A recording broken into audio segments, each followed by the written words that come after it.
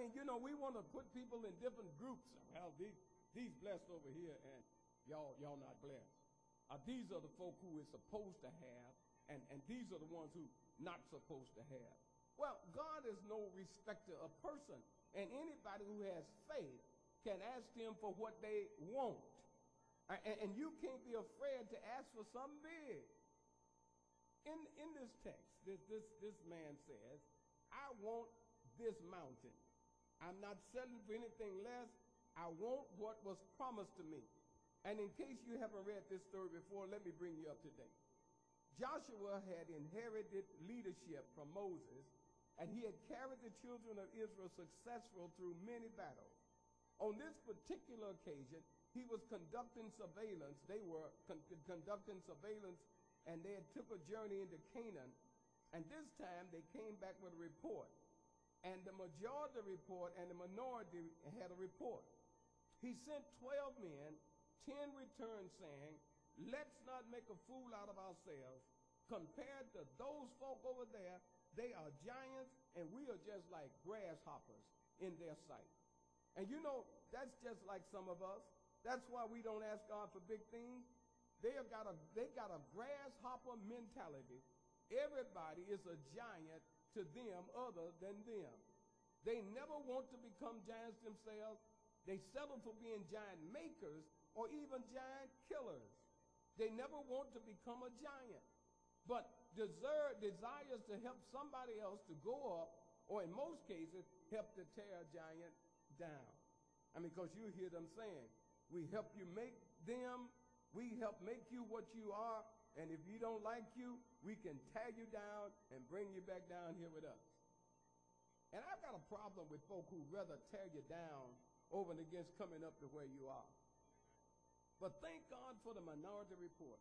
Notice there were only 2 out of 12, but they said that the 10 said, no, we can't do it. But these 2 said, we can take this land because we've got a God on our side. And we believe that if God is for you, he's more than the whole world against you. I mean, you can't always get upset because you are in the minority or because you are outnumbered. It doesn't make you wrong because you are outnumbered. In most cases, I've found the majority is rarely right. The Bible tells us that because it states that on the straight and narrow road, he said, seldom you see a traveler. But on the other hand, the wide or downward road is full of people. So Caleb and his friends said, oh yes, we can do it. We can possess this land. And Moses was convinced after hearing Caleb that the land could be theirs through the help of God. And Moses proclaimed to Caleb that when we possess this land, the land that you are standing on right here, where you have given your report, shall become your land, your inheritance for your group. And that brings us up to where the text is. They possessed the land, and now the folk who was against the majority report was waiting to get their part of the spoils. You know, a lot of people who won't get with you in the battle will show up to say, give me mine. People who will not commit themselves to win in the battle with God will show up to get their part. I mean, those 10 tribes who voted with the minority against trying to take the land was there when it was time to divide up the land that God allowed them to conquer. And things haven't changed much. I mean, folk who won't speak to you when you are broke, let them hear you come into a little something. I mean, they'll come out of the woodwork. But Caleb spoke up and said, wait a minute. I want what belongs to me. I know it's been a while since Joshua promised me this land.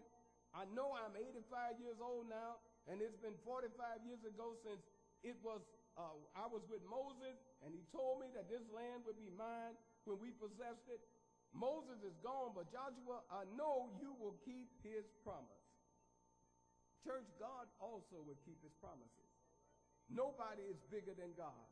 No problem is bigger than God. No night is stronger than his light. There's too many church folk pushing the panic button. Too many collapsing at every little confrontation. Too many throwing up their hands at every little crisis, losing their sleep, getting old before their time, hair falling out. They don't know how to deal with the majority report. And most of us don't really believe that the worst can be accomplished. I mean, very seldom do people believe that the highest mountain can be climbed. Very seldom do the majority think that the darkest night will soon be over. Very seldom do most people think the storm will pass over quickly. Most of us always look for the worst. There is something about a spiritual diet that is deficient and will not allow us to grasp the principle of successful, productive Christian living. And that's why most of us do not expect the best to come out of a bad situation. You need to understand that you can trust God for something big. It's okay. It's all right. Don't be turned off from your goals in life, whether it be personal, financial, or spiritual. Don't let the majority report tell you that you can't make it. Stay away from folk who paint negative pictures with their words all the time, always predicting gloom. You need to understand that gloom and doom cannot exist in the mind of a believer who has faith in God. Bad expectations and great expectations cannot exist under the same roof. Great expectations are fueled by faith. Bad expectations are fueled by fear. If you sit around talking about I can't, I won't, I'm not able, nobody like me, I can't make a difference, don't you listen to the majority report. And I've come to tell you today, whatever it is that you want from the Lord, you need to look him squarely in the eye through faith and in prayer and say, Lord, you made me a promise. You told me whatever I need to ask for it. And Lord, I need to have what you promised me. Now, therefore, give me this mountain. And church, I found out that if you ask, he'll give it. Oh, yes, he will. Ask him for big things. The world is his and the fullness thereof. I mean, there is nothing that my God can't do for you. If it's a mountain in your life, tell him, I want this mountain. It may be a financial mountain, but ask him anyway, because he's rich in houses and land. Yes, he is. Now, it may be an emotional mountain. Ask him anyway, because he's a mind regulator. He's a heart fixer. Yes, he is. It may be a medical mountain. Ask him anyway. I come to tell you, he's a doctor that has never lost a case. He's got more medicine in the hem of his garment than all the drugstores in the world. Just tell him, give me this mountain. Church, there is no secret what my God can do. What he's done for others, he'll do the same thing for you. No mountain is too high. No valley is too low. No burden gets too heavy. No night gets too dark. He'll roll dark clouds away. I'm a witness. Yes, he will. Give me this mountain. Give me this mountain. Is there anybody here who ever had a mountain too hard to climb and the Lord made a way out of nowhere? I mean, have you been in trouble and didn't know how to get out and the Lord brought you out? I tell you, he'll give you strength to climb your mountains.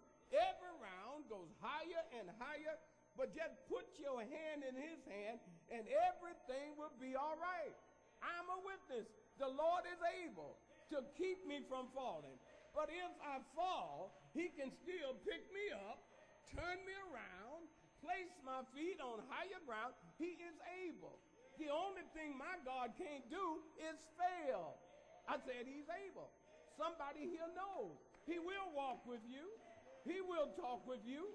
He will tell you that you is his own, and he'll give you joy in the midst of your mess. He'll straighten out confusion. He's a mind regulator. He's a heart fixer. He is able to heal broken hearts. My God is able. Just tell him today, whatever you need, give me this mountain. Whatever the situation is, give me this mountain. You say it in your word. If I asked, you would give it to me. I'm standing up looking you straight in the face. I'm using faith as my means of doing it, and said, Lord, give it to me, give it to me, give it to me. And I want to tell you something. He will keep his word.